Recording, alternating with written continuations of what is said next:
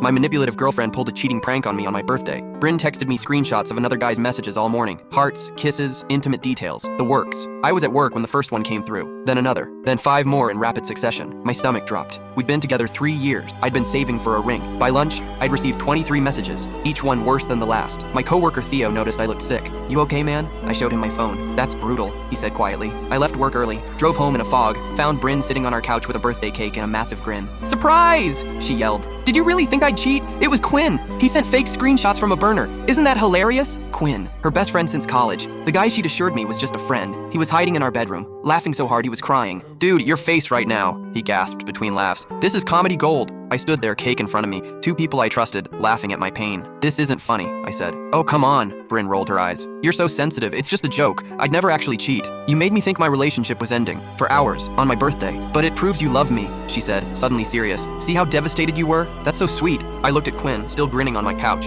at Bryn, who couldn't understand why I wasn't laughing, at the cake she'd bought, probably thinking this would all be a great story we'd tell at parties. That's when I realized something. This wasn't the first time. 6 months ago, she'd pranked me by saying she was pregnant. Before that, she'd hidden my car keys for 3 days and watched me frantically search, missing an important interview. Each time, she'd said the same thing. "It's just a joke. Why are you so sensitive? I need you both to leave," I said calmly. Bryn's face fell. "What? No, babe, it's your birthday. I planned a whole party. Everyone's coming at 7. Cancel it. You're seriously mad about this?" Her voice rose. "It was a prank. A harmless prank." "Watching someone you love suffer isn't harmless," I said. "It's cruel." Quinn finally stopped laughing. "Bro, you're overreacting. It's not that deep. Get out." They left together, Bryn crying, Quinn muttering about how I couldn't take a joke. I sat alone with the birthday cake. I called my sister, told her everything. She picked me up an hour later and I stayed at her place for 3 days. During that time, Bryn sent 167 messages, apologies mixed with anger. "My friends think you're being dramatic. Quinn says you have no sense of humor. I was just trying to make your birthday memorable." She was right about that last part. On day 4, I went back to our apartment when I knew she'd be at work, packed my things, left my key on the counter next to the cake, which had somehow remained uneaten, candles still stuck in hardened frosting. A week later, mutual friends started choosing sides. Most sided with Bryn. "It was just a prank. You're throwing away 3 years over nothing." One friend, Margot, pulled me aside at a coffee shop. "I need to tell you something," she said. "Bryn and Quinn, they're not just friends. Everyone knew but you." I asked her to explain. "The screenshots weren't fake," Margot said. "They were real. She panicked when you left work early and called it a prank. Everything clicked into place. The late nights, Quinn always being around, the way she'd gaslight me when I questioned anything. I'd spent 3 years being the punchline to her joke.